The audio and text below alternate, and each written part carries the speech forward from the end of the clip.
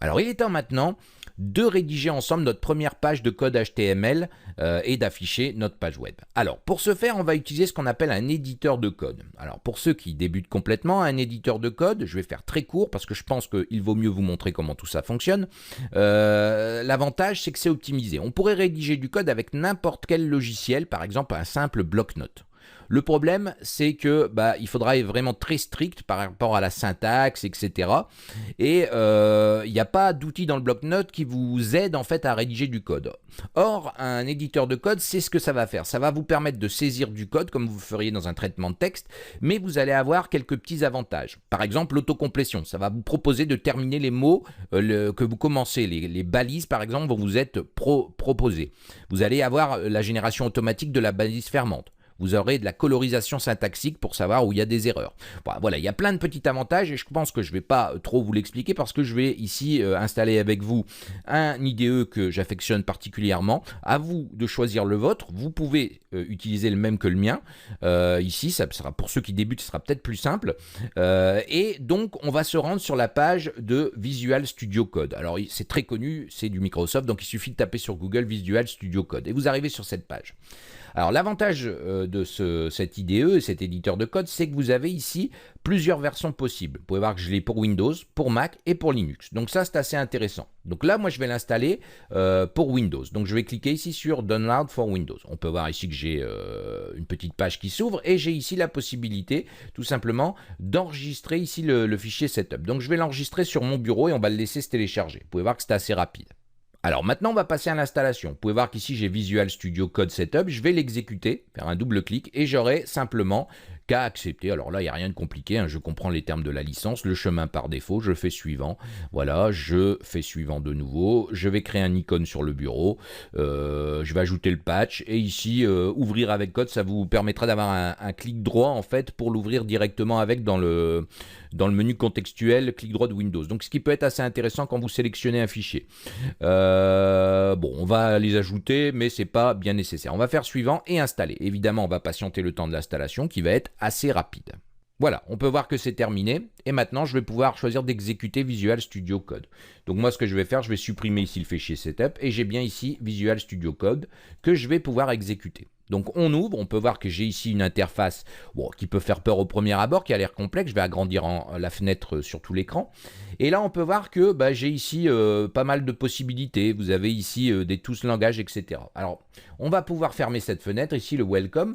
Et c'est un simple éditeur de texte. Donc je vais faire ici fichier New Fill. Et on peut observer ici un fichier qui s'appelle Untitleded1. Alors c'est en fait son nom. Alors, nous, ce qu'on veut, c'est enregistrer du HTML. Alors dans cet éditeur de code, vous avez des choses assez intéressantes. D'ailleurs, en bas à droite, ici, vous pouvez voir que vous avez ici la ligne où vous vous trouvez. Et d'ailleurs, ici, on peut voir qu'on est en ligne 1, colonne 1. Ensuite, vous avez les spaces. Bon, ça, on va moins utiliser. L'UTF, le format d'encodage, qui par défaut est UTF-8, c'est très bien, on ne va pas le modifier. Si vous cliquez, vous pouvez évidemment le modifier, le changer, mais ce n'est pas nécessaire. Échappe pour quitter. Ensuite, ce qui va être très intéressant ici, c'est le langage que vous utilisez dans votre page ici. Parce que, comme je vous l'ai dit, c'est un IDE, un éditeur de code qui va vous permettre de coder entre tous ces langages. Vous pouvez voir qu'il y en a déjà pas mal. Et nous, ce qui nous intéresse, c'est le HTML. Donc, en toute logique, ici, on devrait mettre du HTML pour lui indiquer que c'est du HTML. Mais on ne sera pas obligé parce que ce qu'on va faire, on va tout simplement ici enregistrer notre fichier. Alors pour ça, moi, je vais stocker mes fichiers ici sur le bureau. Je vais faire un nouveau dossier que je vais appeler ici cours HTML CSS. Voilà. Donc je vais le positionner ici, peu importe. Pardon. Donc maintenant, ce que je vais pouvoir faire, c'est y stocker mes fichiers. Donc mon premier fichier ici, je vais l'appeler première page, par exemple HTML. Donc je vais faire un fill, save as, et là, je vais aller dans le bureau et je vais aller choisir le dossier cours HTML CSS. Et là, je vais nommer cette page et vous pouvez voir que j'ai ici plain text et je pourrais choisir HTML. Mais ce ne sera pas bien nécessaire dans la liste parce qu'il suffit de l'indiquer. Donc je vais l'appeler ici première page .html. Donc n'oubliez pas de mettre l'extension si vous ne l'avez pas signifié avant. On le fait et voilà. Maintenant on peut voir, on a ici le chemin du fichier et on a ici un onglet avec le fichier. Je vais pouvoir ouvrir plusieurs fichiers, ce qui va être intéressant. Alors ensuite, maintenant je vais écrire ma première page HTML. Alors vous avez pu voir, je vous ai parlé des balises. Là on ne va pas s'en servir parce que pour créer une page web, franchement, il ne faut pas être balèze. Vous allez voir que là, je vais écrire tout simplement le texte que je veux afficher sur ma page web. Donc je vais dire bienvenue sur ma première page HTML. Voilà. Alors, vous pouvez voir quand j'écris certains mots HTML ici, j'ai des choses qui s'affichent. Ben, ça, c'est très intéressant. Et je vais vous en parler après. Parce que là, on va rester ici. Donc, voilà. Alors, vous pouvez voir que justement, là, il y a quelque chose qui s'est inscrit. C'est tout simplement parce que j'ai fait entrer. Donc, n'en tenez pas compte. On va le laisser comme ça. Et là, on va devoir enregistrer nos modifications. Alors, pour ça, c'est très simple. Field, save. Mais on peut aussi le faire par CTRL+S. C'est ce que je ferai à chaque fois. Donc, maintenant que notre page est créée, ben on va aller l'exécuter pour voir ce que ça donne dans un navigateur. Donc je vais retourner sur le bureau, je vais ouvrir mon dossier ici, et on peut y voir ma première page. Je vais faire un double-clic pour l'exécuter, et on peut observer que j'ai bien ici bienvenue sur ma première page HTML. Voilà, bravo, félicitations. Vous venez de créer votre première page web, votre première page HTML. Ici, on n'a codé qu'avec du HTML. Donc, vous pouvez voir que c'est très simple. Alors, pourquoi je vous disais tout à l'heure que l'IDE était facultatif? Parce que je pourrais très bien ici décider d'ouvrir le Notepad, alors le bloc-notes de Windows, et tout simplement de glisser par exemple ce fichier dedans. Et là, on peut voir que ça fonctionne, j'ai bien le contenu. Je pourrais même ici écrire ceci est une ligne écrite, pardon, on va essayer d'aller vite, depuis Notepad. Voilà. Je fais ici un enregistrement. Alors, on peut voir que je ne l'ai pas. Donc, ce que je vais faire un CTRL-S. Et je vais fermer. Voilà, tout simplement. Vous pouvez voir que j'utilise très rarement le Notepad et je vous encourage vraiment pas à le faire. Et si maintenant, je réexécute ma page, on peut voir que j'ai bien ici, bienvenue sur ma page HTML, ceci est une ligne écrite depuis Notepad. Donc on peut voir que l'IDE est complètement facultatif, Visual Studio. Mais il va avoir de gros avantages. Premièrement, ici, et c'est encore difficile de vous le dire, le montrer maintenant.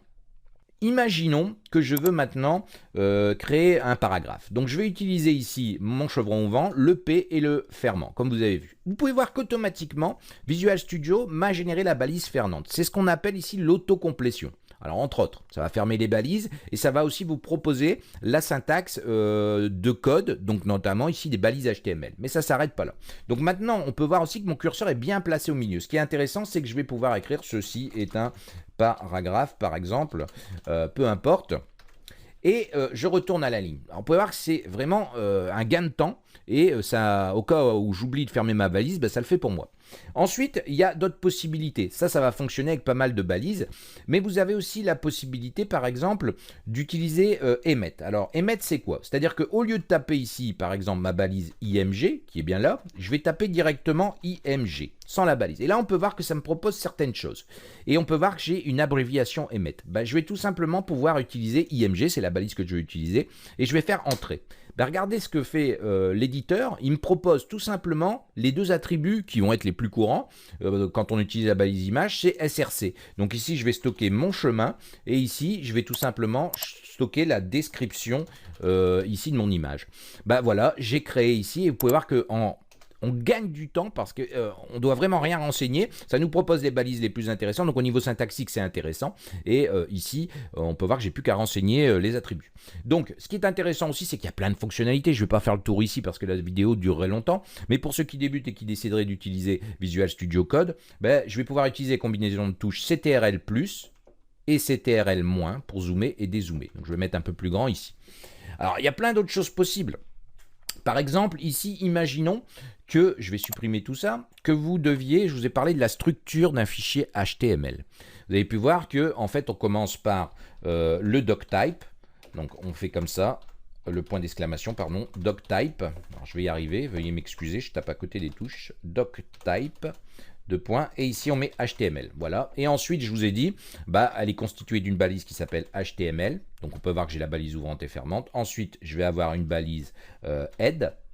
Et ensuite, je vais avoir, en dehors de cette balise head, je vais avoir le body. Donc, je vais faire ça comme ça. Voilà. On pouvait voir que grâce ici à la tabulation et la complétion automatique, ça va très vite à faire.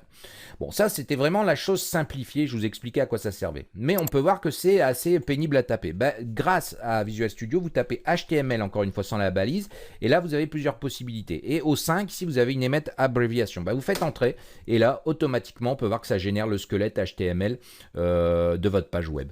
Donc vous pouvez voir qu'il y a des choses en plus qu'on n'a pas vu. Ici il y a un attribut langue à la balise HTML qui permet de définir la langue, donc évidemment je mettrai .fr, le codage UTF-8, et ici, tout ça, on y reviendra un peu plus tard sur les méta, et vous avez une balise title, on reviendra là-dessus plus tard. Bon, vous pouvez voir que c'est très intéressant. Alors ensuite, vous avez d'autres possibilités, comme par exemple ici, faire une recherche dans les documents, remplacer des choses, etc. Ça peut être toujours intéressant. Là, vous avez la source contrôle. Bon, là, on ne va pas trop l'utiliser dans le cadre du HTML. Vous avez une partie débugage qui va être intéressant pour corriger vos erreurs, et vous avez surtout ici une partie extension. Alors l'extension, c'est un magasin qui va vous permettre d'ajouter plein d'extensions, des choses que vous n'auriez pas par défaut dedans. Alors il y en existe plein, vous allez voir sur internet, mais là par exemple, je vais installer avec vous une extension qui est très pratique, qui s'appelle Open in Browser. Donc ça va rechercher normalement. Voilà, si je tape ça. Et j'ai bien ici Holo in Browser. Si je le sélectionne, on peut voir que j'ai un résumé sur la droite. C'est une nouvelle page qui s'est ouverte dans mon navigateur. Première page et ici l'extension. Donc on m'explique tout ça, comment tout ça fonctionne, l'usage. Donc on utilise Add plus B pour ouvrir le fichier qui est sélectionné dans le navigateur par défaut, ou Shift plus Add plus B, ou choisir un autre navigateur installé sur votre machine. Donc en fait c'est pas compliqué, on va faire ici Add plus B. Alors vous avez des choses en bas de l'usage, ça vous explique tout ça. Maintenant je vais l'installer. Je vais cliquer sur Install tout simplement. Et on peut voir que c'est déjà fait. Ensuite, si je veux le désactiver, je fais là. Et Uninstall, je fais là. Donc ça, maintenant, c'est dans mes extensions que j'ai installées sur ma machine. Donc je vais refermer la page. Et on va pouvoir tester tout de suite si ça fonctionne. Donc je vais par exemple ici modifier et taper tout simplement ici paragraphe. Voilà. On va pas s'embêter, je fais un CTRL-S et maintenant j'utilise la combinaison de touches qu'ils m'ont dit, c'est-à-dire Alt plus B, et là on peut voir que ça s'ouvre bien dans le browser et je peux le refermer. Donc, alors on peut voir que j'avais mis un chevron de trop, mais encore une fois, vous pouvez voir que ça n'a pas d'incidence, ça m'a simplement mis un chevron de plus. Donc voilà comment ça fonctionne. Vous avez créé ici votre première page HTML, vous avez compris que, j'espère en tout cas que l'éditeur de code est très important, il va vous faire gagner du temps.